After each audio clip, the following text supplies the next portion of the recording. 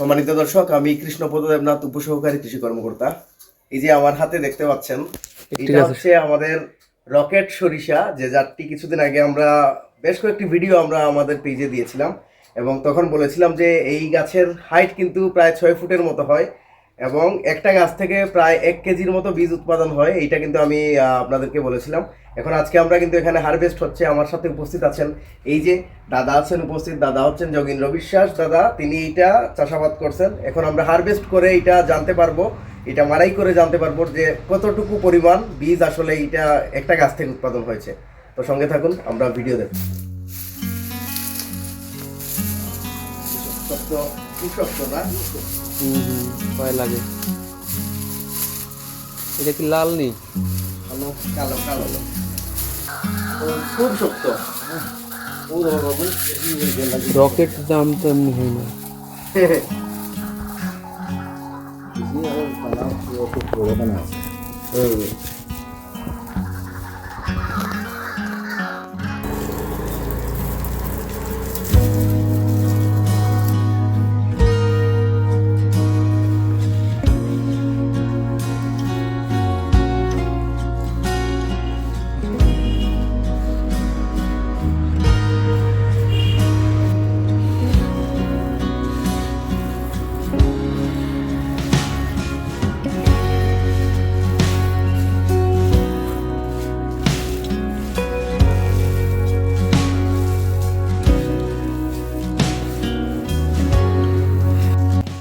আমাদের এই সরিষার এতক্ষণ কিন্তু মারাই হয়ে গেছে, আমরা দেখতে পাচ্ছি। এবং সরিষার রংটা আমরা যদি দেখি তাহলে কালো এবং লালচে, হ্যাঁ অনেকটা। তবে এটা শুকাইলে কালোই হবে আমার যতটুকু মনে হচ্ছে। এখন আমরা এটা ওজন দিব যে একটা গাছে কতটুকু হয়েছে।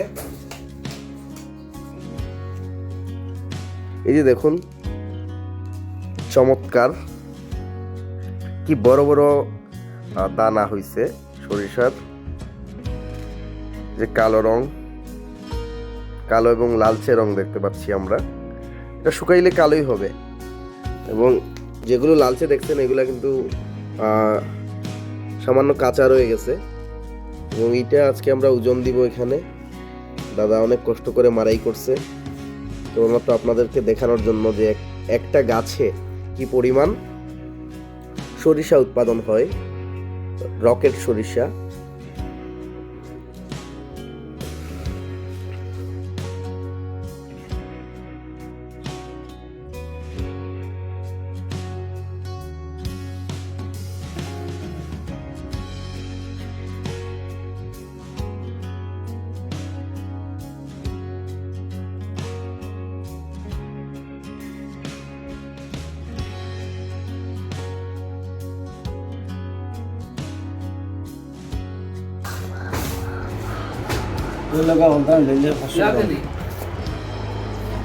তাও তো কম, কি ভালোই তো হয়েছে।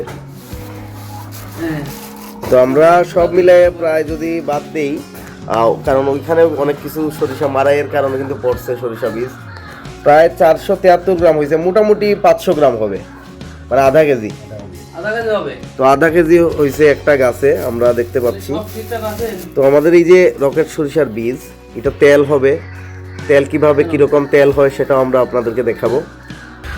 এই যে আপনারা আমার হাতে দেখতে পাচ্ছেন, এই যে সরিষার বীজ, এটা কিন্তু মারাই করা হয়েছে। একটা গাছ থেকে আমরা আধা কেজি বীজ কিন্তু উৎপাদন হয়েছে সরিষার বীজ।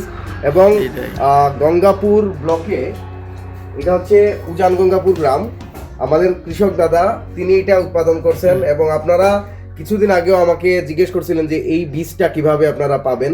এখন থেকে কিন্তু বীজটা আপনারা পাচ্ছেন।